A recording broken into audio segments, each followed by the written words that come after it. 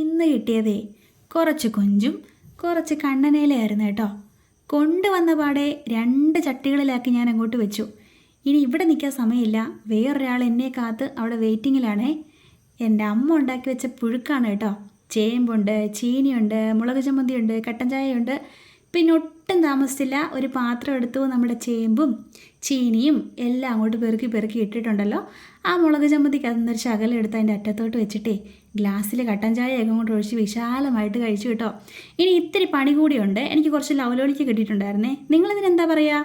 അപ്പം നമ്മളിത് ഉപ്പിലിടാൻ പോവാണ് കേട്ടോ. ദാ 2-3 അല്ലി വെളുത്തുള്ളി, ഇച്ചിരി പച്ചമുളക്, അതിനോടൊപ്പം തന്നെ കുറച്ച് കാന്താരി എല്ലാം കൂടെ ചതച്ച്, വിശാലമായിട്ടൊന്നുമല്ല എന്നാലും ദാ ഒരു പാത്രത്തിൽ കുറച്ച് വെള്ളമൊക്കെ ഒഴിച്ച് ഉപ്പൊക്കെ ചേർത്ത് ഞാനവിടെ വെച്ചിട്ടുണ്ട്.